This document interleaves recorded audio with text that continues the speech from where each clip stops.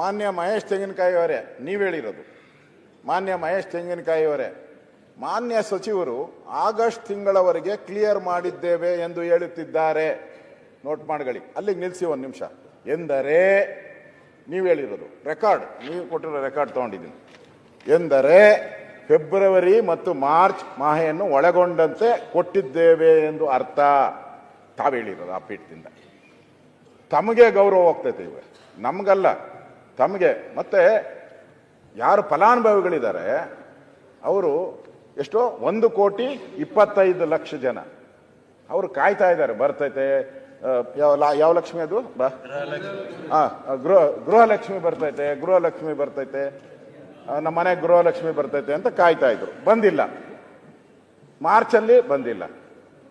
ಮತ್ತೆ ನಮ್ಮ ಸದಸ್ಯರು ಏನು ಕೇಳಿದ್ರು ಮೇಡಮ್ ಅವ್ರನ್ನ, ಮೇಡಮ್ ಅವರೇ ನೀವು ತಪ್ಪು ಹೇಳ್ತಾ ಇದ್ದೀರಾ, ಕೊಟ್ಟಿಲ್ಲ ಅಂತಂದ್ರು. ನಾನು ಅದನ್ನ ಓದ್ತೀನಿ ತಾಳೆ, ಅದನ್ನು, ಯಾಕಂದ್ರೆ ಸದನಕ್ಕೆ ಗೌರವ ಇದೆ.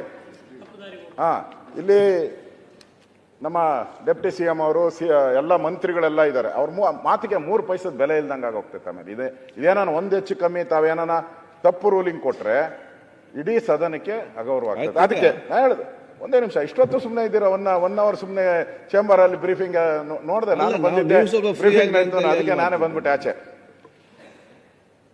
ಶ್ರೀಮತಿ ಲಕ್ಷ್ಮೀ ಹೆಬ್ಬಾಳ್ಕರ್ ಅವರು, ಮಾನ್ಯ ಅಧ್ಯಕ್ಷರೇ, ಈ ಸಾಲಿನಲ್ಲಿ ಆಗಸ್ಟ್ ಮಾಹೆಯವರೆಗೂ ಕ್ಲಿಯರ್ ಮಾಡಿದ್ದೇವೆ ಎಂದು ಹೇಳುತ್ತಿದ್ದೇನೆ. ತಾವು ಫೆಬ್ರವರಿ ಮತ್ತು ಮಾರ್ಚ್ ಎಂದು ಹೇಳುತ್ತಿದ್ದೀರಿ. ಮಾನ್ಯ ಸದಸ್ಯರೇ, ನಾನು ಹೇಳುವುದನ್ನು ಸ್ವಲ್ಪ ಅರ್ಥ ಮಾಡಿಕೊಳ್ಳಿ. ಏನು ಸದಸ್ಯರಿಗೆ ಹೇಳ್ತಾ ಇರೋದು ಅಂದ್ರೆ ಸದಸ್ಯರು ಬಾಯಿ ಮುಚ್ಕೊಂಡು ಕೂತ್ಕೊಂಡ್ಬಿಡ್ಬೇಕು ಅನ್ನೋ ತರ. ಸ್ವಲ್ಪ ಅರ್ಥ ಮಾಡ್ಕೊಳ್ಳಿ ಅಂದ್ರೆ ಅರ್ಥ ಆಗಲ್ಲ ಅಂತ ಸದಸ್ಯರಿಗೆ. ಇಷ್ಟು ಹೇಳಿದ್ಮೇಲೆ ನಮ್ಮ ಸದಸ್ಯರು ಆಗಸ್ಟ್ ವರೆಗೆ ಕ್ಲಿಯರ್ ಮಾಡಿದ್ದೇವೆ ಎಂದು ತಮಗೆ ಹೇಳ ಬಯಸುತ್ತೇವೆ. ಇಷ್ಟಾದ ಮೇಲೂ ತಾವು ರೂಲಿಂಗ್ ಕೊಟ್ಟ ಮೇಲೂ, ರೂಲಿಂಗ್ಗೆ ನಮ್ಮ ಪ್ರಕಾರ ತಾವು ಆ ಸ್ಥಾನದಲ್ಲಿ ರೂಲಿಂಗ್ ಕೊಟ್ಟಿದ್ರ. ಇಷ್ಟಾದ ಮೇಲೂ ಕೂಡ ಸರ್ಕಾರ ಇದುವರೆಗೂ 3 ದಿನ ಆಯ್ತು. ನಾವು ಫಸ್ಟ್ ಡೇ ಕೇಳಿದ್ರಿ ನಿಮ್ಮನ್ನ, ನಾಳೆ ಅಂತ ಹೇಳಿದ್ರಿ. ನಾವು ಸ್ಪೀಕರ್ ಚೇಂಬರ್ಗೆ ಬಂದು ತಮ್ಮನ್ನ ಮಾತಾಡಿದೆ ನಾನು ಸ್ಪೀಕರ್ ಹತ್ರ. ಇಲ್ಲ ನಾನು ನಾಳೆ ಕರೆಸ್ಬಿಡ್ತೀನಿ ಅಂದ್ರಿ.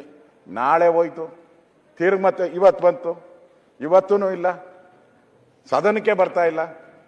ನಮಗೆ ಇವಾಗ ಕೊಟ್ಟಿರೋ ಮಂತ್ರಿಗಳ ಉತ್ತರ ಅದು 5,000 ಕೋಟಿ ರೂಪಾಯಿ ಬೆಲೆ 5,000 ಕೋಟಿ ಅದು ಪ್ರತಿ ತಿಂಗಳಿಗೂ ಅದು 2,480 ಕೋಟಿ ಕೊಡಬೇಕು. 2,480 ಕೋಟಿ ಪ್ರತಿ ತಿಂಗಳು, ಅಂದಾಜು 5,000 ಕೋಟಿ. ಎಲ್ಲೋಯ್ತು ದುಡ್ಡು? ಯಾರಾದ್ರೂ ತಾವು ಅಧ್ಯಕ್ಷರೇ, ಈಗ ನಾನು ಹೇಳೋದು, ತಾವು ಮಂತ್ರಿ ಆಗಿರ್ತೀರ, ಸದನದಲ್ಲಿ ತಾವು ಸ್ಪೀಕರ್ ಆಗಿ ನಡೆಸಿರ್ತೀರ. ಈಗ ಜನವರಿ ಕೊಡ್ತೀರಾ, ಹಿಂದಿನ ಡಿಸೆಂಬರ್ ಕೊಡ್ತೀರಾ, ಜನವರಿ ಕೊಟ್ಬಿಡ್ತೀರಾ. ಜನವರಿ ಆದ್ಮೇಲೆ ಡೈರೆಕ್ಟ್ ಆಗಿ ನೀವು ಏಪ್ರಿಲ್ಗೆ ಹೆಂಗೋ ಹೋಗ್ಬಿಡ್ತೀರಾ? ಯಾವ ಕಾನೂನು ಹೇಳಿ? ಇಂಥ ಕಾನೂನಲ್ಲಿ ಹಿಂಗೆ ಗ್ಯಾಪ್ ಕೊಟ್ಕೊಂಡು ಹೋಗ್ಬೋದು ಅಂತ ಯಾವ್ದಾದ್ರು ಇದೆಯಾ? ಆಶ್ಚರ್ಯ ಬೀಳ್ತಾರೆ ಎಲ್ಲರೂ. ನನಗೆ ರೂಲಿಂಗ್ ಪಾರ್ಟಿ ಸದಸ್ಯರು ಬಹಳ ಜನ ಸ್ನೇಹಿತರಿದ್ದಾರೆ. ಅವರು ಹೇಳಿದ್ರು, ಅಣ್ಣ ಅದು ಹೆಂಗಣ್ಣ ಅಂತಾರೆ, ನನ್ನೇ ಕೇಳ್ತಾರೆ. ನನ್ಗೆ ಅರ್ಥ ಆಗಿಲ್ಲ ಅಂತ ನಾನು ಹೇಳಿದೆ. ಇದು ಹೆಂಗೆ ಸಾಧ್ಯನಾ? ಇದು ಒಂದು ಸರ್ಕಾರ, ಎಷ್ಟು ಜನ IAS IPS ನಾವು ಓದಿ ನಮ್ಮನ್ನು ತಲೆ ತಿಂದಾಕ್ತಾರೆ. ಈ IAS ಅವರು IPS ಅವರು ತಿಂತಾರೆ ಅಂದ್ರೆ ಅಷ್ಟು ತಲೆ ತಿಂತಾರೆ. ಇದ್ರಾಗ ತಲೆ ತಿನ್ನಕ್ಕೆ ಮಂತ್ರಿನ ತಲೆ ತಿನ್ನಕ್ಕೆ ಆಗಿಲ್ಲ ಅವ್ರ ಕೈಲಿ. ಹೇಳ್ಬೇಕಲ್ಲ. ಇಲ್ಲ, ಮಂತ್ರಿ ನೆನ್ನೆ ತಾವು ನನ್ನ ಹತ್ರ ಬಂದಾಗ ನಾನು ಮಾತಾಡಿದೆ ನಿಮ್ಮ ಹತ್ರ. ಮಂತ್ರಿ ಏನು ಹೇಳ್ಬೇಕಾಯ್ತು? ಇಲ್ಲ, ನಾನು ಮಹೇಶ್ ತೆಂಗಿನಕಾಯಿ ಅವರೇ, ನನಗೇನಾದರೂ ಆ ಥರ ನೀವು ಹೇಳ್ತಾ ಇದ್ರೆ ಫೆಬ್ರವರಿ ಕೊಟ್ಟಿಲ್ಲ ಅಂತ ಮತ್ತೊಂದ್ಸರಿ ನಾನು ಚೆಕ್ ಮಾಡಿಬಿಟ್ಟು ನಿಮಗೆ ಉತ್ತರ ಹೇಳ್ತೀನಿ ಅಂದ್ರೆ ಮುಗ್ದೋಗಿತ್ತು ರೀ. ಸ್ವಲ್ಪ ಅರ್ಥ ಮಾಡ್ಕೊಳ್ರಿ ಅಂತ ಹೇಳಿದ್ರೆ ಏನರ್ಥ? ಅದರಿಂದ ತಾವು ಆ ಸ್ಥಾನದಲ್ಲಿ ಕೂತ್ಕೊಂಡು ರೂಲಿಂಗ್ ಕೊಟ್ಟಿದ್ದೀರಾ. ಈ ರೂಲಿಂಗ್ಗೆ ತಾವು ರೂಲಿಂಗ್ ಏನು ಹೇಳ್ತೀರಾ ಹೇಳಬೇಕು. ಮತ್ತೆ ಮಂತ್ರಿಗಳು ತಪ್ಪು ಕೊಟ್ಟಿದ್ದಾರೆ, ಅವರು ಇದಕ್ಕೆ ಉತ್ತರ ಹೇಳಬೇಕು ಫಸ್ಟು. ಮತ್ತೆ ಅವರು ಇದಕ್ಕೆ ತಪ್ಪಾಗಿದ್ರೆ ತಾವು ಈಗ ಕೊಟ್ಟಿಲ್ಲ ಅಂದ್ರೆ ಫೆಬ್ರವರಿ ಮಾರ್ಚ್ ಅವರು ಕ್ಷಮಾಪಣೆ ಕೇಳಬೇಕು. ಇಷ್ಟು ನನ್ನ ಆಗ್ರಹವನ್ನ ನಾನು ಮಾಡ್ತಾ ಇದ್ದೀನಿ. ರಾಜೀನಾಮೆ ಇಡೀ ರಾಜ್ಯಕ್ಕೆ, ನನಗ್ ಬೇಡ, ನನಗ್ ಕ್ಷಮಾಪಣೆ ಕೇಳಿದ್ರೆ ಏನು ಉಪಯೋಗ ಅಲ್ಲ. ಇಡೀ ರಾಜ್ಯದ ಗೃಹಲಕ್ಷ್ಮಿಗಳು ಯಾರಿದ್ದಾರೆ 1,24,000 ಅವ್ರಿಗೆ ಕ್ಷಮಾಪಣೆ ಕೇಳಿದ್ರೆ ಸಾಕು. ನನ್ಗೇನು ಕೇಳೋದು ಬೇಕಾಗಿಲ್ಲ. ಅದಂತ ಮಾತನ್ನು ಹೇಳ್ತೀನಿ. ಆಯ್ತು, ತಮ್ಮ ಆಸನ ಸ್ವೀಕರಿಸಿ ಮುಖ್ಯಮಂತ್ರಿ ಕ್ಲಾರಿಫಿಕೇಶನ್ ಕೊಡ್ತಾರೆ. ತಮ್ಮ ಆಸನ ಸ್ವೀಕರಿಸಿ ಮಂತ್ರಿ ಉತ್ತರ ಕೊಡ್ತಾರೆ. ಇಲ್ಲ ನಾವು ಅಲ್ಲ ಸರ್, ಉತ್ತರ ಕೊಟ್ಟಿರೋದು ಅವರು. ಆಯ್ತು, ಅಲ್ಲ, ಉತ್ತರ ಕೊಟ್ಟಿರೋರು ಮಂತ್ರಿ, ತಪ್ಪು ಉತ್ತರ ಕೊಟ್ಟಿರೋರು ಮುಖ್ಯಮಂತ್ರಿ ಯಾಕೆ ಅಲ್ಲ? ಮಂತ್ರಿ ಉತ್ತರ ನೀವು ಆಸನ ಸ್ವೀಕರಿಸಿ ಉತ್ತರ ನಮಗೆ ಬೇಕಾಗಿಲ್ಲ, ಮಂತ್ರಿಯೇ ಉತ್ತರ ಕೊಡ್ತಾರೆ. ನೀವು ಆಸನ ಸ್ವೀಕರಿಸಿ ಅಂತ ನಾನು ಹೇಳ್ತಾ ಇದ್ದೇನೆ. ಉತ್ತರ ಕೊಡಿ, ಇಲ್ಲೇ ಇರ್ತೀನಿ. ಇಲ್ಲ ಬೇಡ, ಇಲ್ಲೂ ಸರಿಯಾಗುದಿಲ್ಲ. ನೋಡಿ ಪ್ರತಿಪಕ್ಷ ನಾಯಕರೇ ಆಸನ ಸ್ವೀಕರಿಸಿ.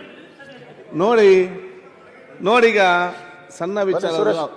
ಸಣ್ಣ ವಿಚಾರ ನಮ್ಮ ಆ ಒಂದು ಚರ್ಚೆ ಆದದ್ದು ಹೌದು.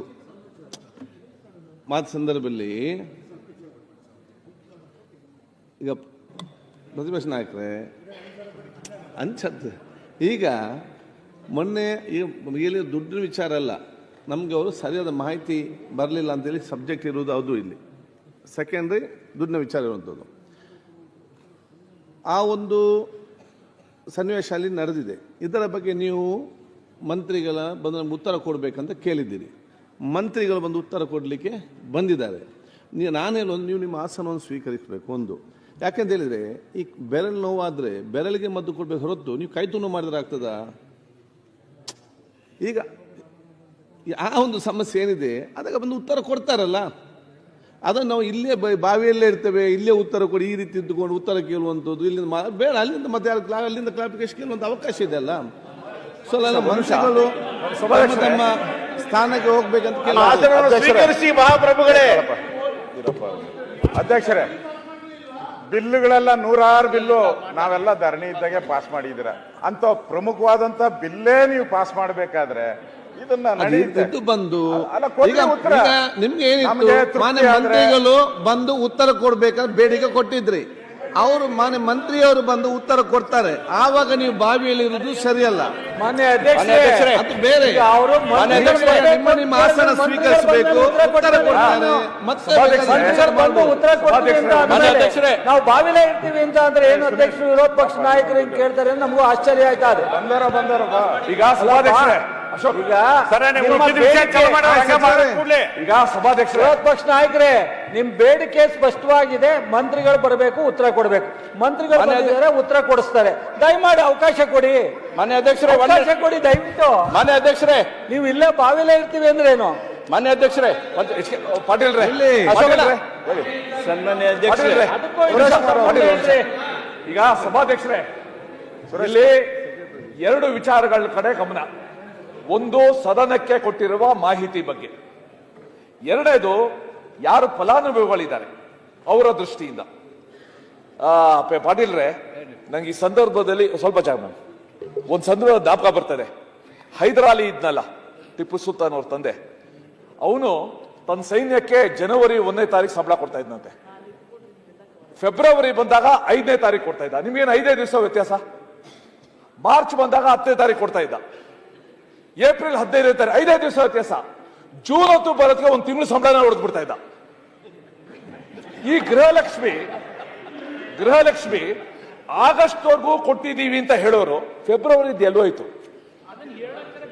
ಪ್ರಶ್ನೆ. ಮಾರ್ಚ್ ತಿಂಗಳಲ್ಲಿ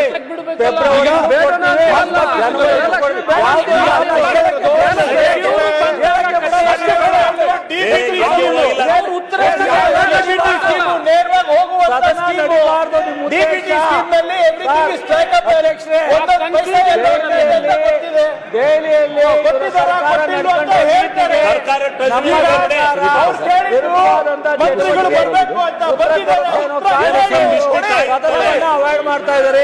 ಉತ್ತರ ಕೊಡಿ ಅಶೋಕಣ್ಣ. ಉತ್ತರನೂ ಬೇಡ ಅಂತಾರೆ. ಸರ್ಕಾರ ನಡ್ಕಟ್ಟ